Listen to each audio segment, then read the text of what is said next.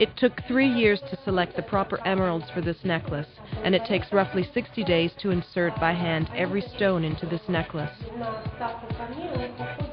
These earrings are also emerald and match the necklace. All of this jewelry is exclusive and unique. These are one of a kind.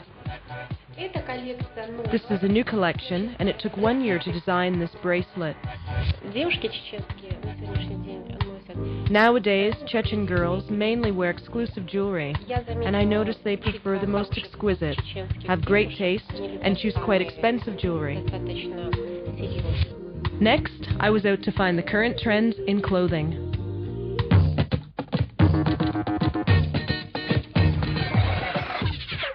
Just a couple years ago, headscarves and long dresses were not popular in the Chechen Republic. However, these days, they're making a revival, and shopkeepers are actually having a hard time keeping these fashions on the shelves.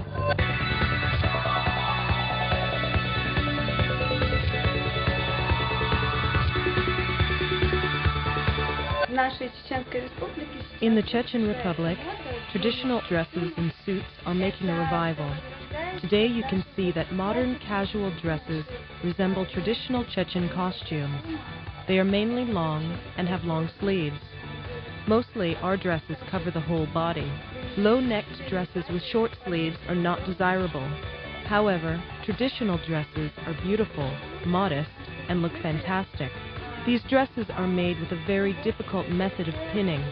Cloth is attached to the mannequin with pins. On this basis, curves are developed. This is called haute couture. In addition to designing haute couture dresses, Zareta also makes wedding dresses, and the finest in this salon stem from her ancestral Chechen heritage. It's every girl's dream to have the perfect wedding dress. When I saw this, I couldn't resist to try it on.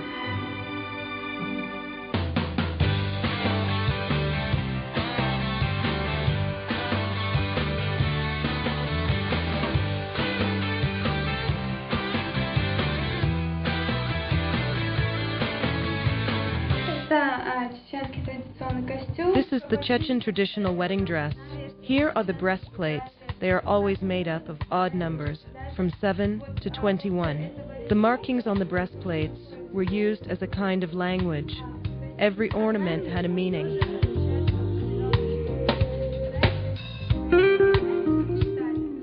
Then the belt. It can be made of bronze or gold, semi-precious stones, or gems. Here are turquoise stones, and they look very nice.